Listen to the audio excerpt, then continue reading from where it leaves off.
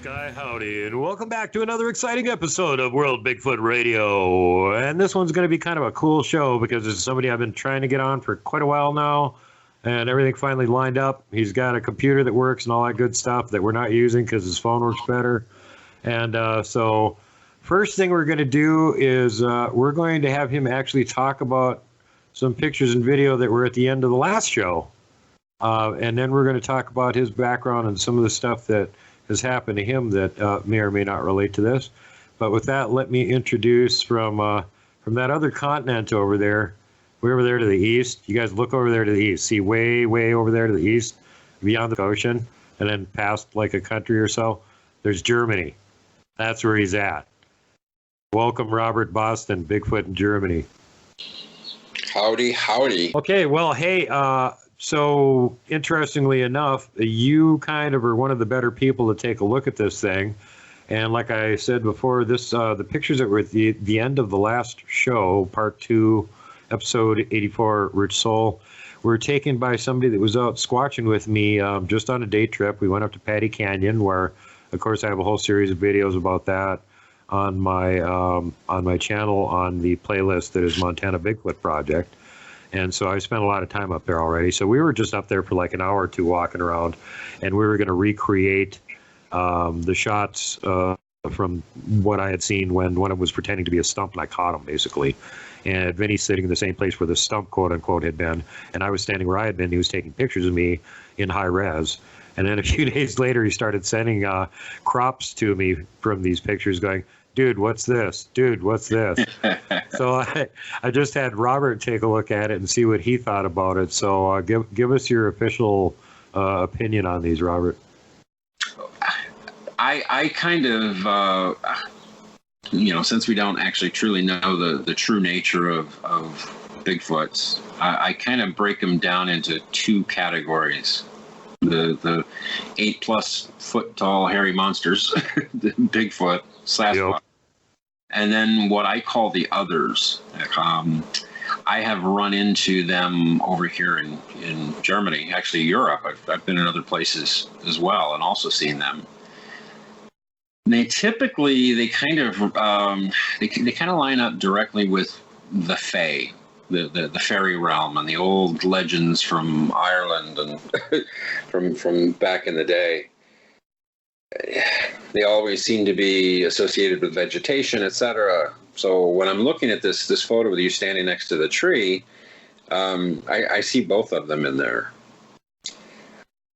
You've got what I call the others, and several of them actually pretty close by, and then you also have at least 1, 2, 3, maybe a fourth up on the hill. The actual Bigfoot, Sasquatch in there. And then, of course, they're not going to stand out there in 4K high res and say, "Hi, I'm right here in the sun." They're hiding back in the shadows and behind trees, etc. But they are definitely there. So, yeah, to me, it looked like there was at least 3 that I was looking at to go, that looks like a squatch, that looks like a squatch, that looks like a squatch. Besides the screen captures that we had in the last show, there's another one up to the left side of the picture that I was looking at going, well, there's no top on that brown tree stump. There's no upper part on that. It's not a tree. It's a brown tree stump, or it's something else. And kind of leaning towards something else because I don't remember. Something else. There's one behind you up the hill, another one of those tree stumps that are probably 15, 18 feet high. It has this weird wobble in the center of it. And I just did a blow up on that. And there's something there, but it's probably one of the others. They have a tendency to mess with the electromagnetic fields. Mm. So one of the things that I carry in the field with me is an EMF detector, and usually when I get in and around their areas, and when the woods look like a Monet water painting, and a watercolor painting, you usually end up with some pretty high EMF readings around there. Yeah. In those areas, and the alarm goes off, and it's pretty insane. End up with readings of like 1685 millivolts off the side of a tree structure. You know, this kind of stuff. And there's nothing around. We don't have like high tension power lines and stuff like that over here. Everything's underground, and it's usually in connection with the autobahns and stuff like that. So it makes it easier to get to. They don't go digging tunnels and trenches out in the middle of the forests. Yeah. But well, anyway. that's too bad for Bigfoot, because the ones here get to take advantage of them putting, giant power lines across the mountaintops where there's no roads or humans, so they can use them like super highways. Exactly. Yeah, they do that. And here we have on the edge of the village. In fact, it's right on the edge of the village. The power substation for the village that I live in. And I think there was 7 or 8 really, really high power transformers there, with cables the size of my wrists going into them with exposed wire. And this is one of the areas that when I would be, excuse me, while I was walking moose, I would, I would walk right by there, just taking him for his daily walks. And this is where I found a large percentage of the ones I called the others all over that area, especially around that substation, the power substation. Are they using it? Maybe. I know we've talked about that before, and you're not the only researcher that I've talked to about this. Others have noticed it, because others have noticed the others, and others have noticed that the others seem to be around areas with big electrical. Yeah. So they seem to like more than other areas, and that's not true of Bigfoot. It doesn't seem to make any damn difference. Right. I've had 1 or 2 instances where they would come up, especially in the dark, where you could smell them. And over here, typically, it's a heavy-duty, stale urine smell. Yeah. I mean, really bad. And it's funny that just before Moose died, I don't want to talk about Moose dead, but just before he died, I had him out. I was actually shooting like some memorial footage, and we were sitting in an open field that had lots of the others' activity in it, and all of a sudden I smell that heavy-duty urine smell. Came on me like a wall, just like boom, hit me. And I said, I can smell you. It obviously had walked up from behind me, which there was the cornfields behind me, and a lot of activity in there as well in the past. And I said, I can smell you. You smell like urine. And it immediately departed the area. I was like, gotcha. Like, oh, busted. Yeah. Damn, I forgot humans could smell. Damn. Yeah, that was pretty bizarre. Wow. So have you done any further research, especially vis-a-vis folklore legendary from over there, on what the others could potentially be? Because it seems to me like a lot of the sightings of them cluster around like portals or ley lines or places like that. And then that also makes me wonder if they could be like what the Icelanders are talking about when they say like the Huldufolk, the hidden people. I would guarantee that they're talking about the same beings. Now, I looked into, that was one of the things that I was dealing with, was looking into what the others actually could be.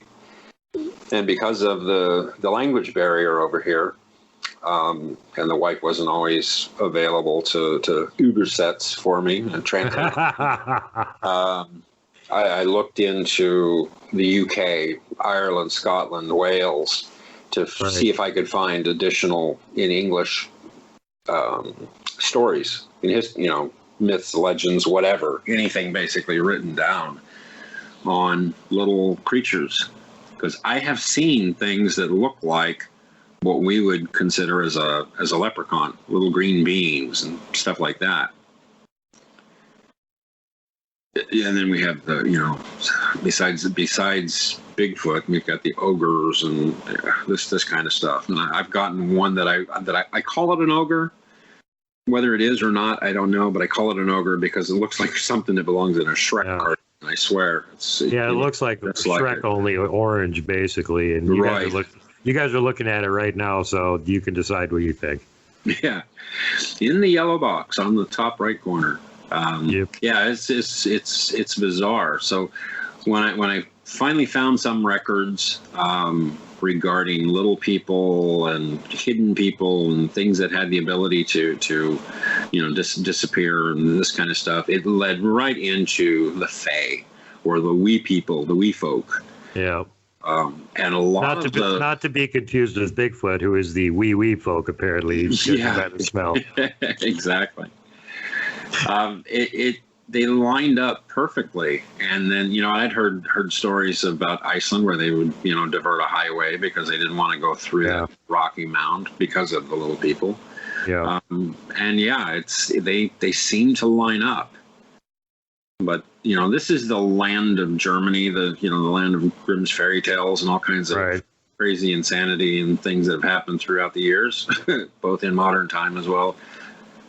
So when I would find something new, or something that was at least new to me, the very first thing that I would do was go look into other people's videos and see if I could find that happening somewhere in the U.S. Mm-hmm. And on every single occasion, except for the one I call the Dragon, on every single occasion, I was able to find it in another researcher's area. That includes even the little things that they shapeshift, and they do it so fast. I'm pretty certain that you can't see it taking place. But if you shoot it in video at 60 frames per second or higher, and you go through it frame by frame, you can sit there and watch these things change. They're bizarre little creatures. I don't probably 3 feet tall, 3.5 to 4 feet tall. They're strange. But again, that lines up with the old legends. So, have I? Yes. Yeah. Well, those old legends are talking about something. I mean, they really are. You're talking about the little people there, and I got somebody he's not going to be on the show or anything, and he lives up in Alaska, and every so often he contacts me and tells me a story he heard, or somebody saw this and that or the other thing. And just recently here, he sent me a really neat picture of a fish drying rack. And you know what a traditional fish drying rack in the Pacific Coast looks like. And it's, set up just like all the old-fashioned ones you've seen, and it's got all the little strips of fish drying on it and everything. And it's 18 inches tall. They found it, in this area no humans live in, next to this little lake. Here's this teeny fish drying rack. Wow. Yeah. That's creepy. Humans aren't going to make a fish drying rack 18 inches tall and put miniature strips of fish on it in the middle of nowhere. Yeah, that's a good one. Yeah, but that's the Ichinorak, and you're talking about up in Alaska and the Arctic Circle and stuff, and the Eskimos have legends about the little people. They're everywhere. Yes, they do. Yeah, they're worldwide. So this phenomena, whether you're talking about a large, 1,000-pound hairy subject that's walking through the woods, and or little people, or all of it is and the albatwitch, they are. It's a worldwide phenomenon. It's everywhere, and it doesn't matter if you're down in the Indonesia where the orang pendek is, or up in Nepal or the U.S. or Europe. Yep. Let me just back you up on that here for a second, because I just, again, talking about people that contact me out of the blue. Here's a perfect example. People, especially in North America, when we think of Europe, we don't think that there's Bigfoot there. Right. And the days were over. yeah, exactly. And it seems like most of the countries over there actually do have Bigfoot still, which is really kind of mind-boggling. And then you look at it more and you go, well, wait. Germany and France both declared Bigfoot an endangered species back in like 1967. Right. So they already grudgingly admitted it's real. It's just endangered. And then I was just contacted like 2 days ago by somebody, I told you this before we came on the air, who watches the show and decided that they would take a look around their local area and see if they could find any tree structures. And they found a couple trees that were snapped up like 15, 20 feet up, and there was a huge arch there. And I asked them, and they said, yeah, they had looked at it, and the top was shoved into the ground. It wasn't natural. And they took a nice picture of them standing there and everything. And this is in the mountains in Ireland. and And by the way, thanks for sending the cool pictures, Ollie. There you Good go. job. Keep looking around. Keep looking around, buddy. But the point is that there's a sort of there's a blind spot over there in Europe, and they've sort of gone so far into this hyper scientific thinking that they're in their minds no chance any this stuff could possibly be real. So they won't go looking around for it. And like you mentioned earlier, the people they don't walk off the trail. Ever. They never leave the trail. They never leave the trail. I just posted a video up on my channel a couple days ago, and I had gone to Wiesbaden, which is north of me, about two and a half hours north. And there was a lady up there, and she was taking her 89-year-old mother for a walk in the nature park, and she saw some, there's structures along the trail, which, we wouldn't typically see that in the U.S. But she could see generally that. they'll Going, keep, what the heck? What is this? Yeah. She left the trail. And as soon as she did, it was like the whole thing just completely opened up. And she's got things that look like foxholes and huts and, major weaving of sticks to make walls and including a roof on top of these square huts all over the place out there. And now she's personally seen 2 Sasquatches out there in that particular area. But it's like, if you ask the Forstmeister, they have it right. Let's make this clear. They have a completely different system of forestry management over here. So they have a Forstmeister. He's like the head guy that'll be in charge of a particular forest, and it's not just tree health, but it also includes all the animal species that may be in there. He's personally responsible for all that stuff. And then he has workers that are foresters that go out, and whether they're planting trees or cutting down structures or trees, and then they sell those off to people that would, wood dealers. Mm. It's a completely different system. If you go talk to that Forstmeister, though, and ask them about the wild man, Wildermann, most of the time what they do is they just completely shut up. Literally, they don't say another word as long as you're standing there in their office. They just won't say another word. Even though Germany, said they're on the endangered species list. Mm-hmm. Peculiar, eh? Very peculiar. But so do you figure all their offices are actually wiretapped, and that's why they won't? Well, I don't know if they're wiretapped or if it's just one of those situations where they say, okay, there's a cover up here. Yeah. But prior to World War II, there was no cover up. It was something that was well known. Literally, absolutely well known. They knew that they existed. They had a name for them. They left them alone, and perhaps that's why they don't leave the forest trails. They stay on the trails. Yeah, is because that part of the forest belongs to the wild man.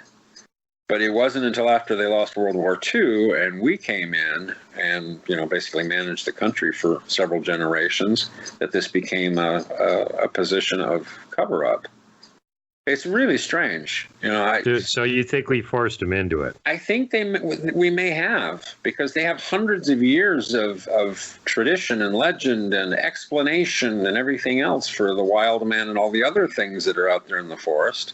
That people were seeing before we got, zapped by 4G and everything else that's around us. People were a lot more in touch with the earth, just like the Native Americans in the U.S.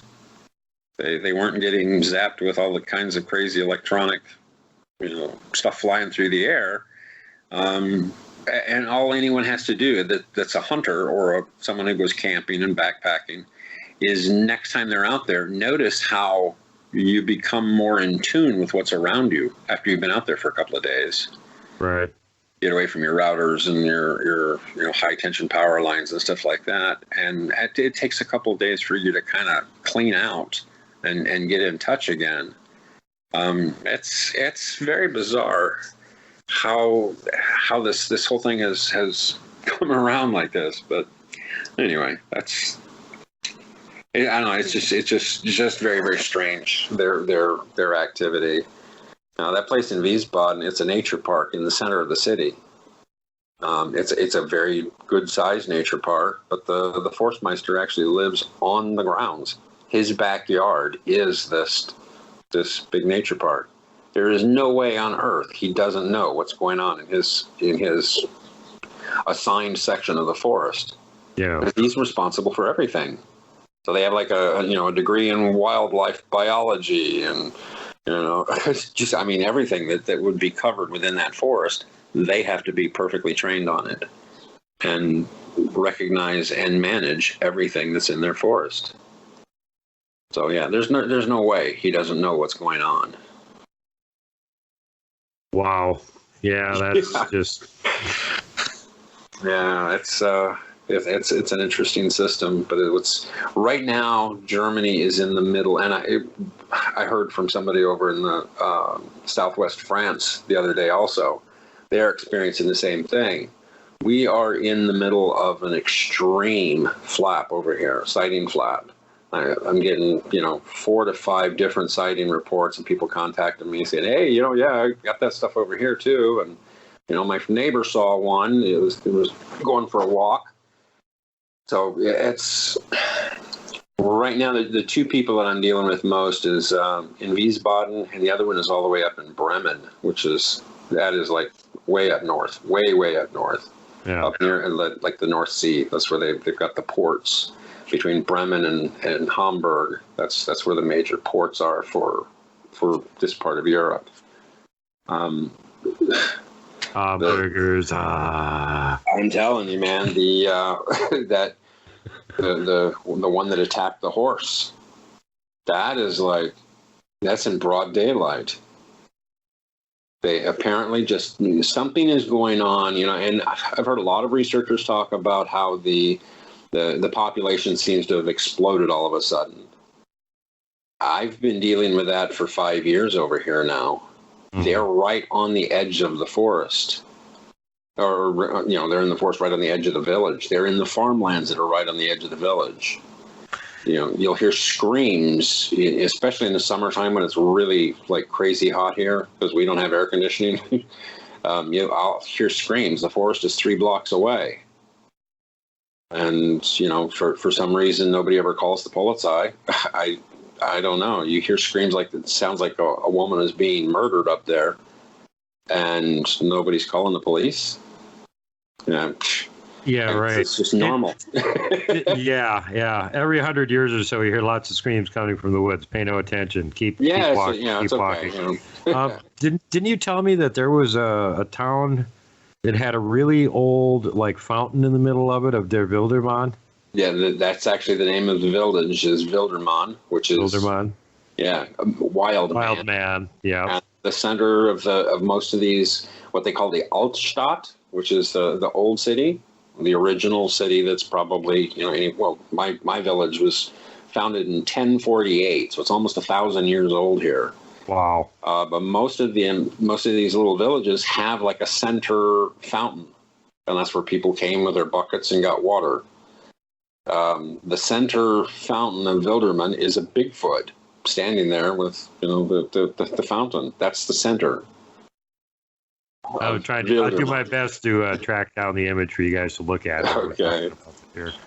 But yeah, that sounds intriguing. That it's like the wilderness park they've got in China, where they've got like the huge statue of the mama yeti kissing the baby yeti, and you actually drive underneath it to get to the wildlife park over there.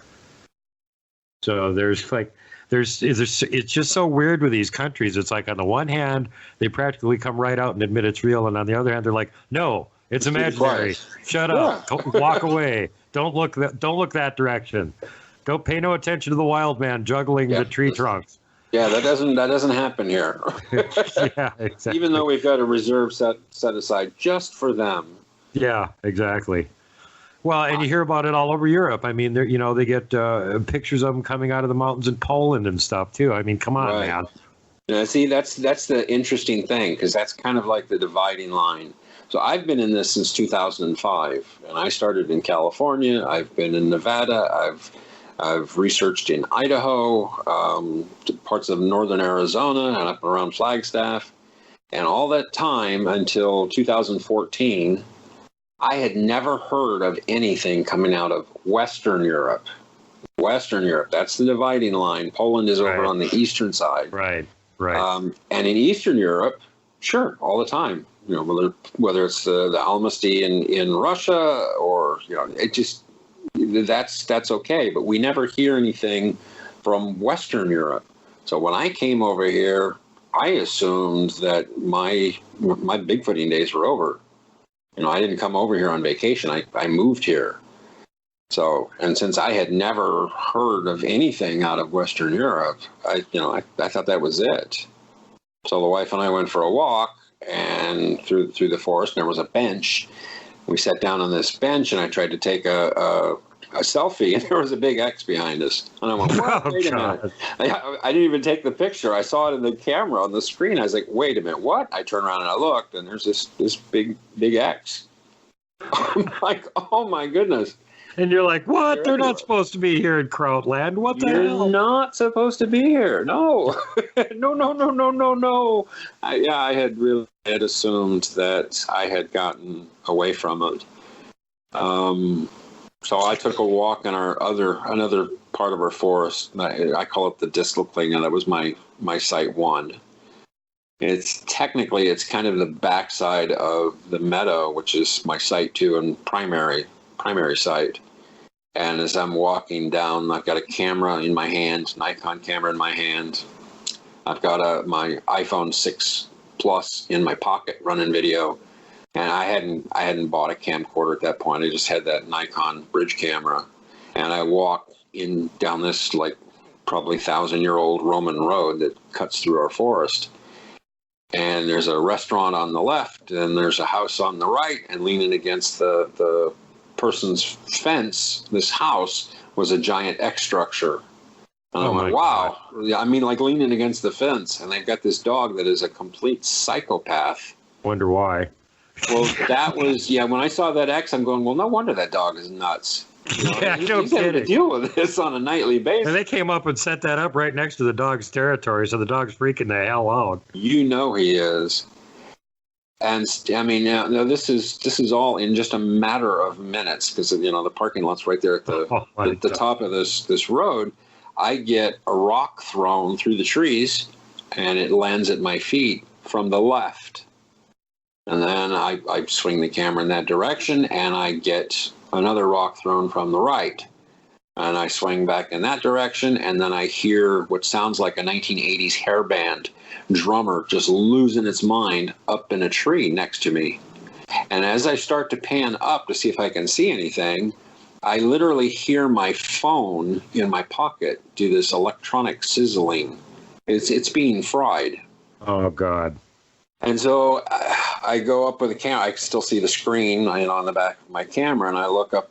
I don't see anything up there, but I can, hear it quite well. It's just like this crazy drummer just going nuts.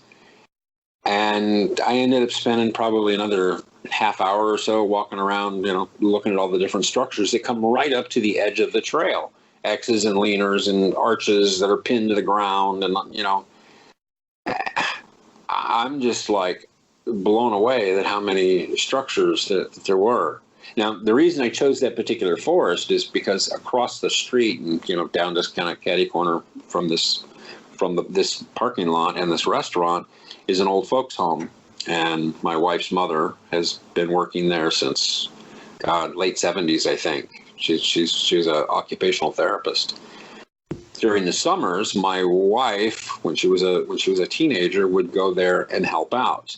And when you have to walk past this forest to get there, and she was always freaked out about this particular forest. And I said, well, why would you be, what is it about this forest? She says, I don't know, it's just a dark feeling. So, of course, that's the first place that I go. Yeah. And this is what happened. So that's like the dinner bell for Bigfoot researchers. You hear that? Oh, this place is really spooky. Nobody goes there. Okay. Ding, ding, ding, ding, ding. Oh, I'm on my way. Exactly. So I get home to download the footage, and the first thing I did when I got back to the car was look at the phone, and the phone's working. everything seems to be working, except it won't take a picture. The camera module is exactly what fried. Only the camera module. Interesting. So I go and I look at the footage on I pull the SD card out, and it goes right up to the point where, as I'm starting to pan up into the tree, and then it stopped. It goes to white snow. That was it. So I spent like the next 3 weeks almost digging online to try to find out what could fry both a camera module in a phone and only the SD card in the camera, because the camera works fine. Somehow only the SD card was affected at the exact same moment as the iPhone's camera module fried. And the only thing that I could find is an electromagnetic pulse that could affect both of them at the same time, literally at the exact same instance. So that's why I started carrying around an EMF detector. And we may have invaluable. We may have video of Bigfoot zapping a camera, and it's included in the new introduction part of the show. So if you guys are just like bleeping past the music at the beginning, you might want to go look again. Go back and look. Yeah, because in between the big weird howl sound that God knows what that was, but it was captured up in northern Ontario in January by some ski hikers, and where there's some obvious dogman making noise because we got that from a show with Cindy on. Right in between, there's a little quiet spot there. And you see there's a face in the tangled brush, and all of a sudden there's a flash. And I've seen the actual video, of course. I clipped that piece out of it. And the person that's filming it is going, "Don't you dare zap me, you little bleep." And it flashes. And then after that, and I didn't include it because it would have taken too much time to put it in the beginning part, but he sticks his tongue out to you. Now that's another thing that when we look at this entire phenomenon throughout the world, and I had seen it repeatedly until, of course, I went back to look for it again, was in India. Of course, they have like 1 million gods. Yeah. One of them is got a black head, black face, and a black tongue, and it's always represented as the tongue being stuck out and like down near its chin. Mm-hmm. I've seen that. Kerry Arnold, Bigfoot Odyssey. That was his experience. Was this thing screamed at him and then stuck its tongue out at him.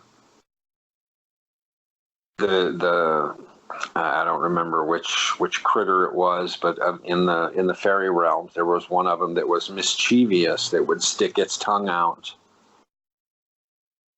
And we as humans, at least in Western society, we also recognize, sticking your tongue out at someone is kind of like being a brat. Yeah. I don't know. It's just weird how all that stuff, no matter where you seem to look, it all gels together.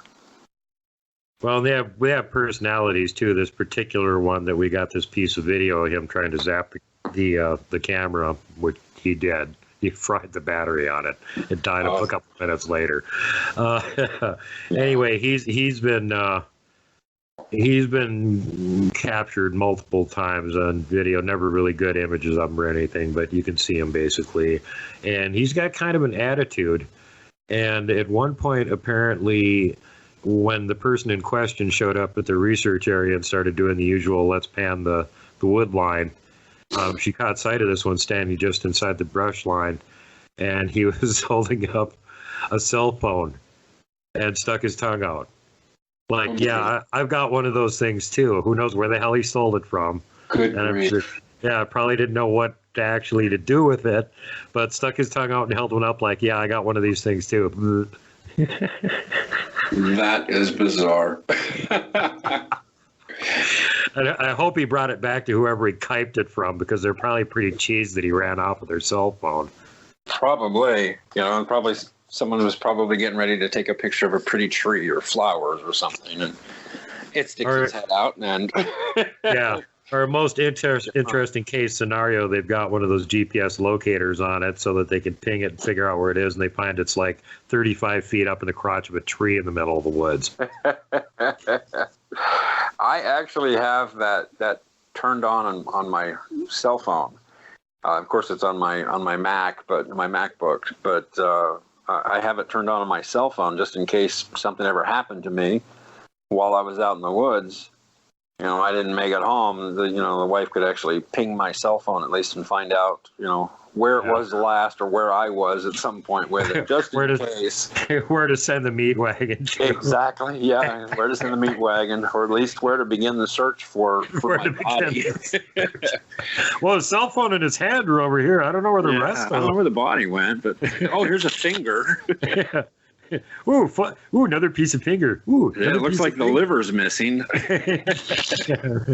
Oh, what would just eat the liver and throw everything else away? Huh. Yeah, it's yeah, I don't know. It's really a strange place over here. So in 2014, when I got here, there was a flap going on, and then everything kind of settled down until about the last maybe 3 months ago.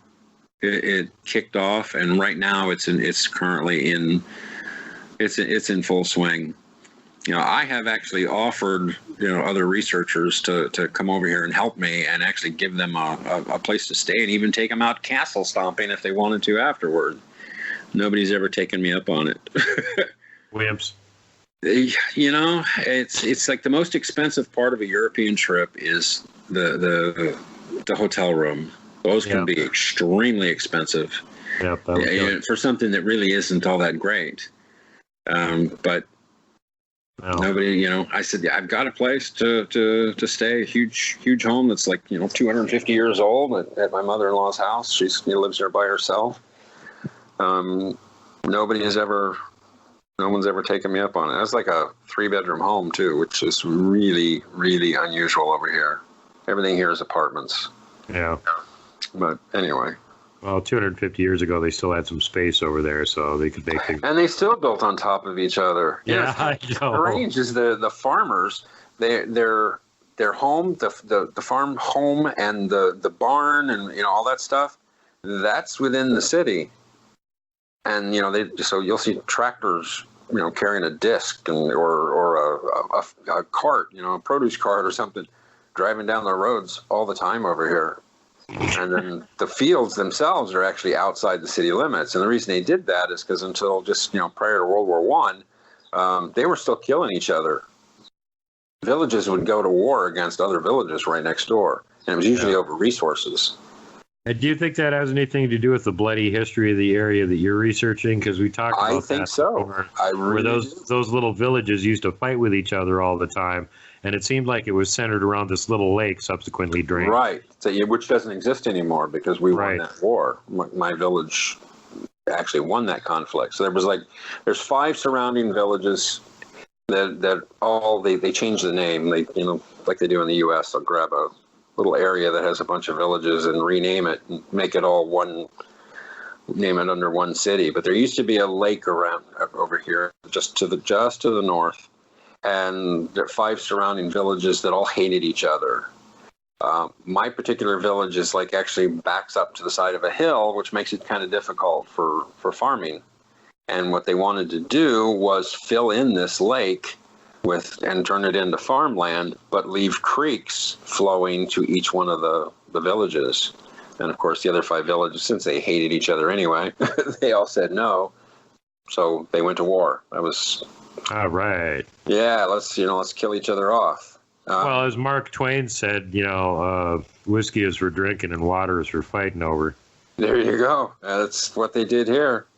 So that area that used to be the lake is where I used to walk my dog Moose, and where the substation is, and so all that stuff is all interconnected together. It's really, really bizarre. But the big battle between my village and the next one over to the west is the meadow that where I do the majority of my research. So it's it's shaped kind of like a lung. You can see it from space. It's enormous. And this is where the battle was. So now we've sort of postulated that at the time when the lake was there, that there was sort of a portal that was basically like in, on, or over the lake. Something, And yeah. since they drained it, that didn't make any damn difference. It's still there. It's and still for there. reference to something like this, you can go look at Arthurian legend, the Lady of the Lake. Okay, there's a portal there. The lady can, pop out and lob a scimitar at you or something. But I never thought of that. Yeah. The moistened tot can lob a scimitar at you. But, it's sort of the same concept. It just, it doesn't have to be on dry land to be a portal there. In fact, there's like lots of legendary about, being enchanted springs and, enchanted ponds and stuff like that. And weird things would appear around there. So they could be a portal there too. But the point here is that with the evidence that we've got and what your research has seemed to uncover, it does seem like there's some sort of a portal there and you've got activity around there because of it.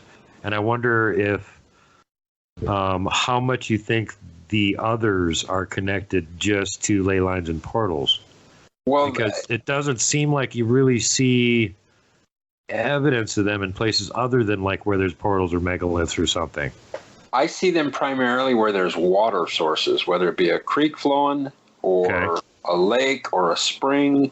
That's where that's where I've seen them, or in and on and around Bigfoot. Okay. Yeah, one of we put up a theory. We find a piece of evidence, we examine it, and then based on that evidence, you postulate and create a theory. Then you go out and you test it, and if it's wrong, that's fine, because then you've realized one particular path in this field that isn't correct. Yeah. So you can put that to the side and re-examine what your evidence and what your new findings are. And that's pretty much what I've tried to do over here, is look at this from a scientific view, so that it's not magic, it's not the woo-woo, it's basically technology or natural forces at work that are being manipulated that we simply don't understand. Yeah. And I typically explain it. If you showed George Washington an iPhone, he would probably have you strung up for witchcraft. Oh yeah, black magic, burning at the stake. Right. It's just a technology they don't understand. Yeah, Isaac Asimov, you remember what he said, any sufficiently advanced technology can easily be mistaken as, black magic sorcery, I'm just paraphrasing, by somebody that doesn't know what they're looking at. Right, and that's basically how I've tried to look at this particular topic, to the point that I started seeing some really bizarre things in screenshots, things like movement, things like multiplication of creatures, this kind of stuff, and illusionary woods that aren't there, that switch to completely different tree places trunks that don't make it to the ground. Yeah, this kind of stuff. And I have a few photos, I think, on my external drive. Unfortunately, I had hundreds of photographs in folders on my desktop of my Mac, and then my Mac committed suicide. So I lost the majority of those photos. Some were mine, but the majority of them were actually from other researchers that I was trying to prove that what I'm finding is also happening in the U.S. So things like, cloaked beings walking up towards the camera while you can see additional ones peeking around a tree further back away from the camera. I've seen that so many times, it's insane.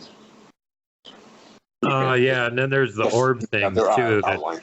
You're talking about the others being connected to the Bigfoot phenomenon. The orbs are seen around them a lot too. Exactly. I was just talking to somebody earlier today that's got orb phenomena down in Florida, and he's actually been out with a ghost box talking while the orbs are there, and he's got answers on the ghost box and stuff. And at the same time, he's getting video of himself, and the orbs are like literally flying into and out of his head. While he's talking on this ghost box. And he thinks what they're doing is they're absorbing energy from him in order to have the energy to answer. A lot of the ghost hunters use that particular theory, that they're sucking energy off of someone in order to be able to manifest or to be able to communicate. Yeah. I don't know how I feel about that one. And I guess this is a good enough place as any to Well, bring go back a little bit and tell us about your orb experience. Yeah, and then go to this. January 2016, I guess it was. It was while I was filming the West Creek series 1, 2, and 3 because it was so long. I had to break it up into 3 parts, and they're still like nearly an hour long each. West Creek 3, I'm basically just gathering all my stuff up. I'm going to head back to the car. I've had several hours of insanity that has taken place in the woods. I've got one camera set up that's shooting video off towards the forest. The other, all of my batteries have been drained. I mean, like sucked dry. And I've got one of those cameras on a small tripod leaning against a tree. And as I turn around to grab that camera and tripod, I got hit in the head by an orb. Now, this was probably about the size of a baseball and about the same color, too. So kind of like an off-white. But the thing was moving supersonic speed. If I had not turned around, it would have hit me in the back of the head. And I probably wouldn't have even known, noticed that it had happened.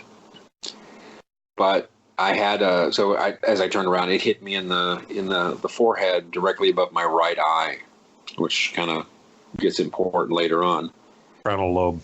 Yeah, frontal lobe, bang, right there in the right at the eyebrow, and I could actually feel it as it went in, but it kind of felt like a puff of air, but it also had more substance to it, but it didn't hurt. But I kind of freaked out over that.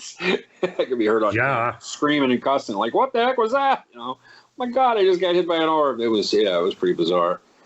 But the real bizarre stuff happened the next day. So when I woke up that next morning, I was feeling really, really bad because I had been zapped. That day I'd been zapped. And every time that happened, I would feel like I'd been run over by a truck. All my joints felt like they had like little shards of broken glass in them. Of course, the pee blood right away, first thing in the morning, it'd be peeing blood.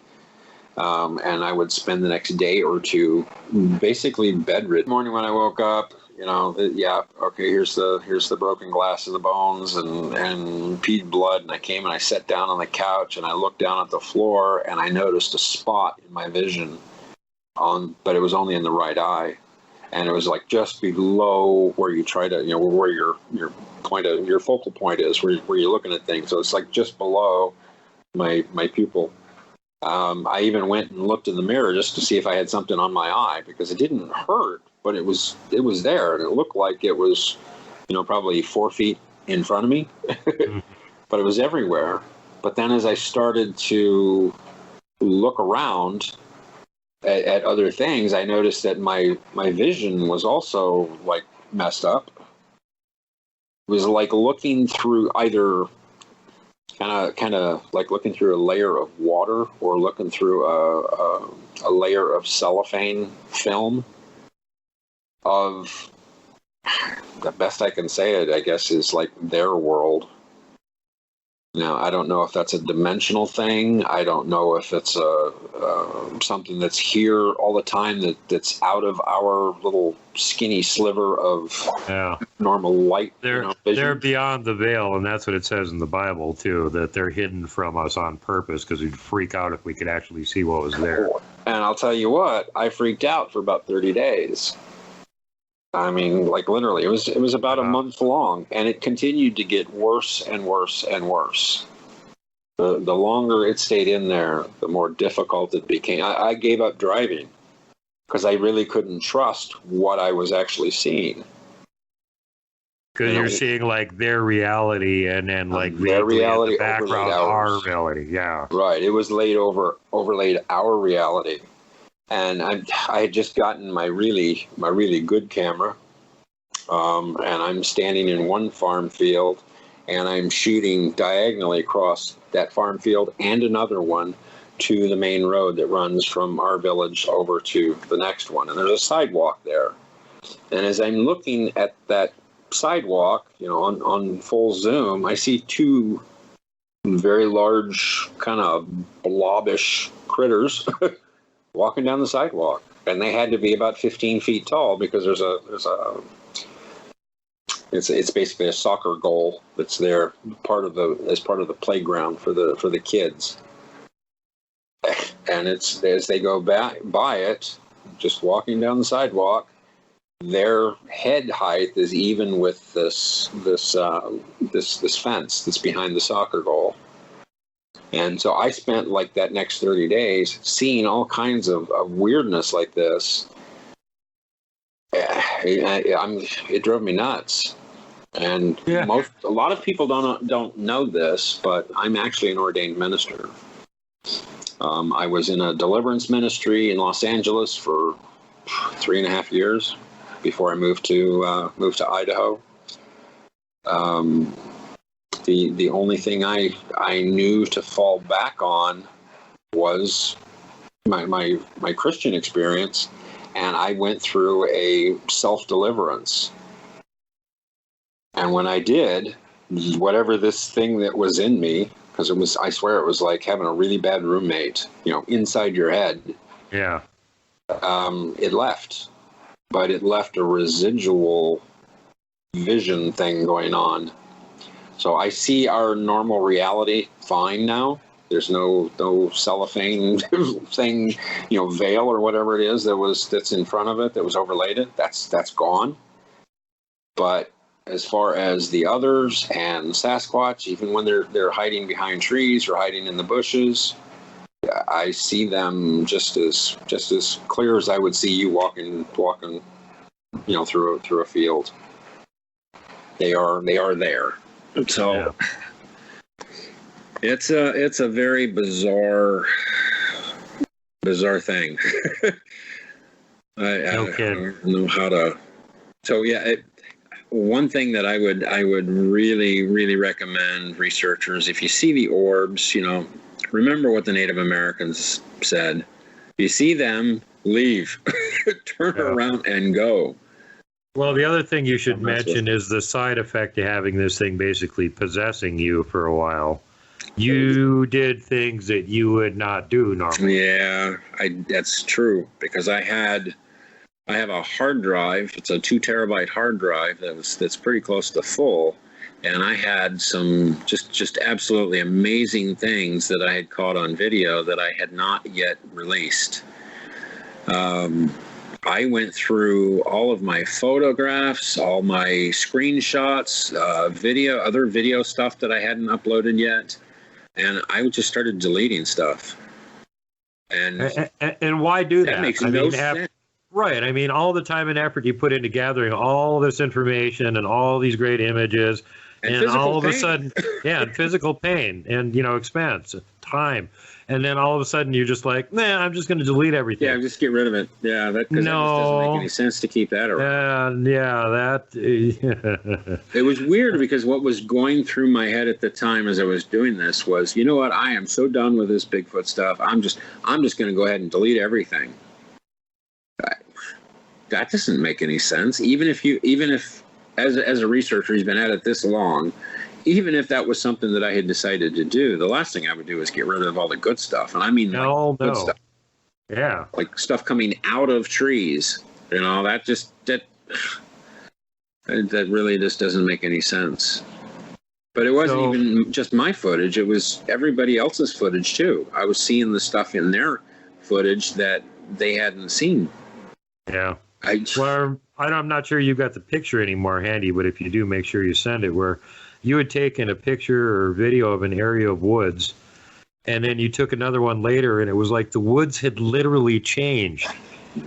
Trees had disappeared, and Right. Yeah, unfortunately, I don't have that one, but I do have some other screenshots, like the one around Big Red, that has trees that aren't there. Stuff from the meadow where the tree trunk doesn't actually make it all the way to the ground. Yeah. Yeah, the majority of that stuff, because I'd see it in mine, I'd be like, okay, I've got the film. I don't need to necessarily keep the screenshot, but I do need to find other researchers that have experienced the same thing in their footage, and they simply didn't catch it. Yeah. There's a guy down in Alabama, forgot his name, but I'm hickory tree where the branches were growing out of one tree into another tree. That doesn't happen. What? Yeah, it was like literally coming out of one tree and going into the tree that was right next to it that was probably 12 feet, 15 feet away. The branches growing straight into it. What the hell? We don't, that's something that we kind of overlook. We expect to see trees, so we don't pay any attention to them. Yeah.